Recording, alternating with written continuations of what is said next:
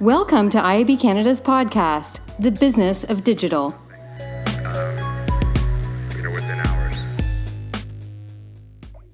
Well, thank you for tuning in, and thank you very much, Jeff Galad, for visiting us in our new downtown offices. Happy to be here. Great space. Everyone should come check out the new IAB Canada offices. Thank you for the plug. Yeah, very cool. So Jeff is the publisher development manager at Triton Digital, and today we're going to unpack audio advertising, which is something that has been a growing interest of many of our members. We started an audio committee just about a year and a half ago, and it's since become a very popular topic. So I am hoping that today we can shed a little bit of light on the craft of audio advertising and some of the technology that exists, and hopefully inspire some people to get involved if they're not already. Absolutely, yeah. The audio committee, some great things have been coming out of there, so amazing. Definitely worth a listen in if you've got the time. Yeah. Okay. Well, why don't we start by maybe even defining audio advertising and what is, when people talk about audio advertising, I think, we're still kind of thinking about, well, isn't that just another word for radio? Yeah.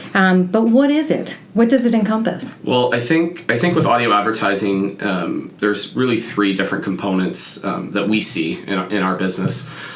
We see advertising in the live environment.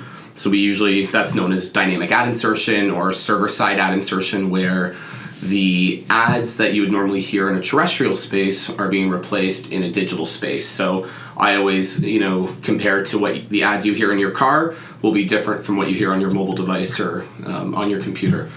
There's also audio on-demand advertising, so pre-rolls that we're all used to. Any play button usually can support that, and you can see, hear a pre-roll, an audio pre-roll before content.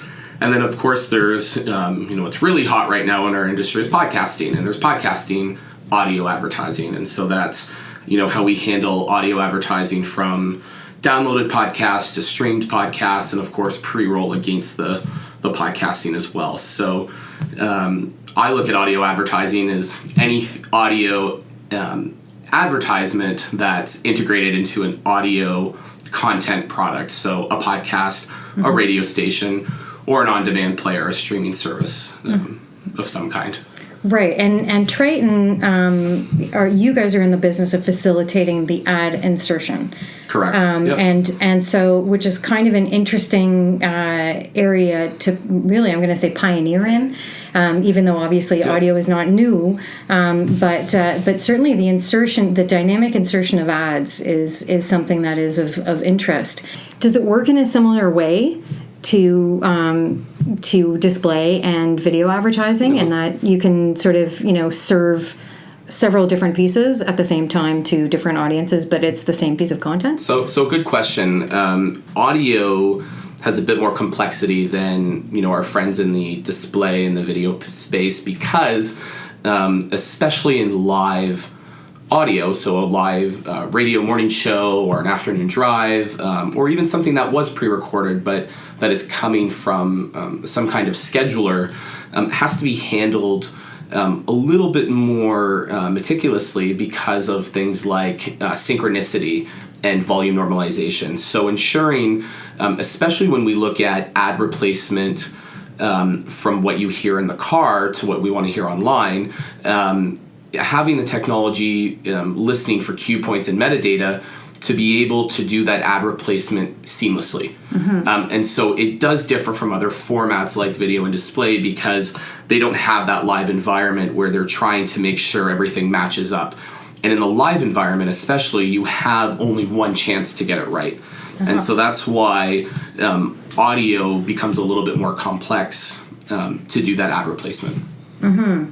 So I guess it depends on the type of audio content that you're targeting against. So if there's, let's say it's a podcast, Well, I guess no. Audio is just really interesting because it's such a like, because of the fact that it's on demand. Well, that's the thing. Audio Right. comes to us in so many different ways. Right. Audio can come to us live, it can come to us on demand, and it can come to us downloaded. And so our technology is able to handle all three of those, which also become, for the agency partners, becomes three different types of targeting right off the bat on how to buy audio. And do you want that live environment while people are engaged into a morning show? Do you want that user who regularly downloads a podcast, or do you want that user who's happy on the play button and is an on-demand user for audio content? And all have different complexities of how, again, we serve that audio advertisement. They're handled all completely different. And which one would you say is the most popular at the moment with big brands? What are they dabbling in right now? Yeah, I think the most comfortable one right now is definitely around pre-roll. Because it does resemble the most of video. And it's interesting because we're noticing a shift of publishers who traditionally, before their play button, always played a video pre-roll. But there's an opportunity now because of both supply and demand to see publishers changing that ad spot into an audio, because users are going for audio content, they're not going for video content. Right. And so there's definitely an appetite to change that model around a little. So I think we're most, as an industry right now, comfortable with anything that's on demand because it does resemble the most pre-roll. But I think if I'm a large broadcaster, my online streaming audience and my live listeners are so valuable and are growing rapidly across the country. I mean, some of the numbers we see are huge. And so that audience is also so valuable. So if I can speak to them differently than I speak to my over-the-air terrestrial audience, there's definitely an opportunity to do that now. Right. That's really fascinating. And when you think about who's doing it right, like, who do you think? No, maybe I shouldn't ask you to call out your favorite ad units, but what does good look like? What does good look like in audio advertising? So I think good in audio ad insertion, so server-side ad insertion, or DAI, dynamic ad insertion, looks good when the end listener, the end user, has no idea that the ad's been replaced. And so working with a technology that allows that seamless integration of ad replacement, where we're not necessarily cutting the stream, we're just holding it, inserting digital ads, and then going back to just exactly where we would have went back if we were listening in our car over the air. So that's what good looks like. That seamless synchronicity, volume normalization, that's what a good ad replacement piece looks like. So it's really the user experience and the quality, the quality of the audio. Yeah. Almost, would you say it almost trumps the content? Yeah, I guess it makes sense. Like, honestly, when you think about the work that IAB has done on ad standards, like, in the face of ad blocking and everything, we've revamped our standards to create lean ads, right? Yep. The lean, encrypted, ad choice supported, and non-intrusive. And so I'm wondering whether there are instances in audio advertising where you would sort of say, oh my gosh, it's like nails on a chalkboard, please make that stop. And is there any sort of, concern around that where, oftentimes when I talk to marketers about online advertising, sometimes we abuse new mediums. Yep. Right? So we did it with email for sure, where it was just like, oh my gosh, let's email everything. And let's email 17 different times a day because people want to hear about deodorant 17 times a day. Yep. So is there something similar in audio that you could see happen, like mistakes in audio that the industry should be avoiding? Well, I think what we're noticing in audio that's interesting, and having worked with various formats in my time in the industry, we're seeing a shift towards audio programmatic buying before we see direct sold buying, which is blowing my mind, right? Right. And it's a testament to our reliance on demand side platforms and whatnot.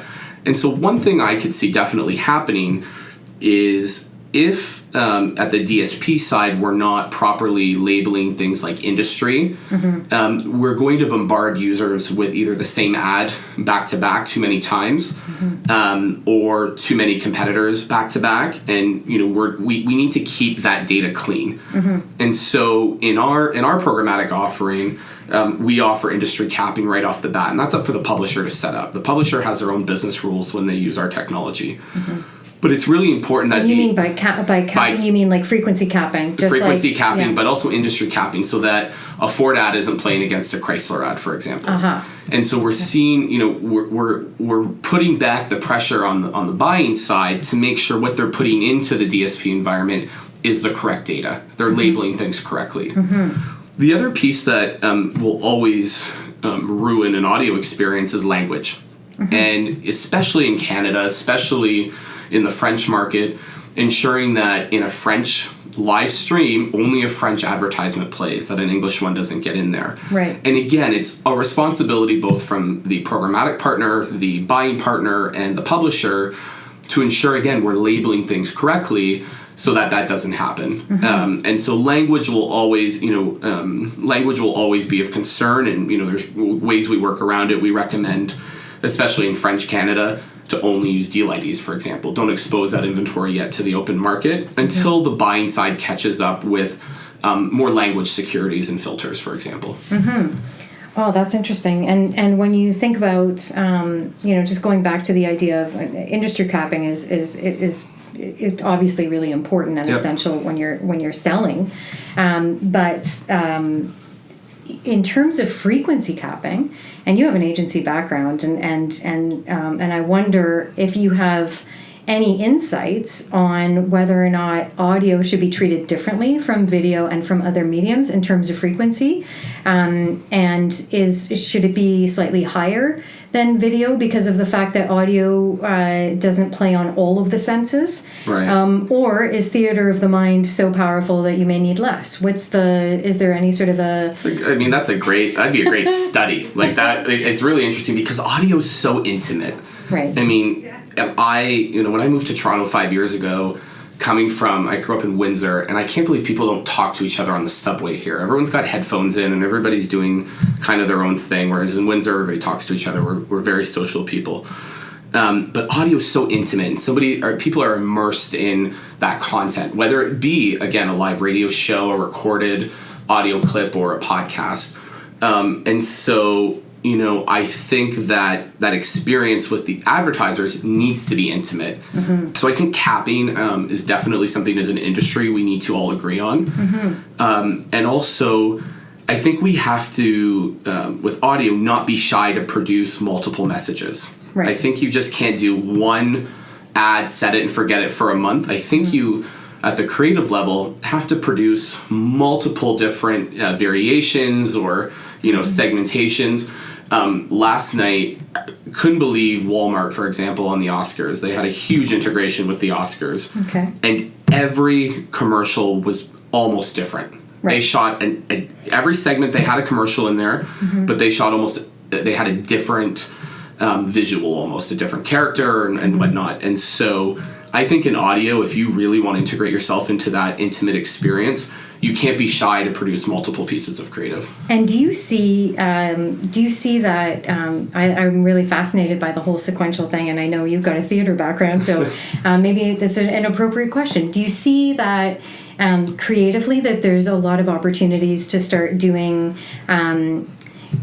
like more storytelling? Obviously, the direct-to-consumer brands, they live and die by storytelling, and it's we've been doing a lot of studies at the IAB around just the techniques to lower the cost per acquisition and increase the lifetime value of a direct-to-consumer brand. These are the people who have never really had brick-and-mortar stores. Harry's Shave Club, Dollar Shave Club, Hello Fresh, all those guys. And so when you think about storytelling online, do you see that sequential messaging is something that, where are we? Is that the tip of the iceberg? Do you think that there's going to be some really cool stuff going on? Yeah, no, definitely. And it's a great segue into, the measurement piece in podcasting and in audio, because we all know that the minute we're annoyed or frustrated, we automatically turn things off. If we have a dead feed, if we're not hearing anything, if we go too silent for too long, users are on to the next thing. They're on to the next video, they're on to the next web page, but they're definitely going to be on to the next piece of audio content.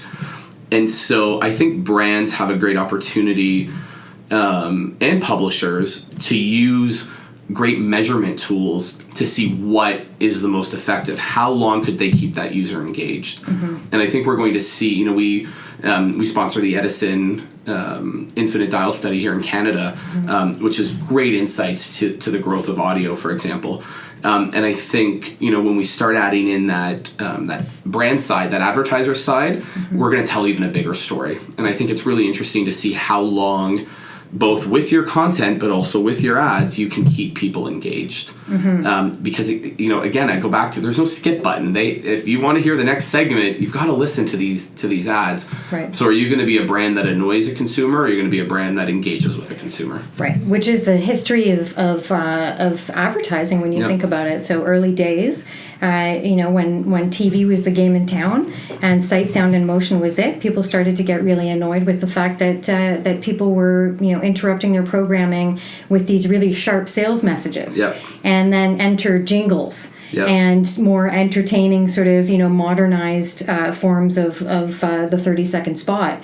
So it'll be interesting to see the progression on the audio front. And also, when we think about content alignment, some of the brands will want to start being a little bit more discerning around what kind of audio really aligns and resonates with their audiences. Is there a lot of research that you think is starting to culminate now around just user preferences and user demographics and I almost hate to use the word demographics because it's almost an outdated notion in terms of targeting. But how do we sort out brand alignment with desirable content and weed out the bad stuff? I think that's where audio will be similar to any other digital channel. Data will be king. Data will drive those decisions.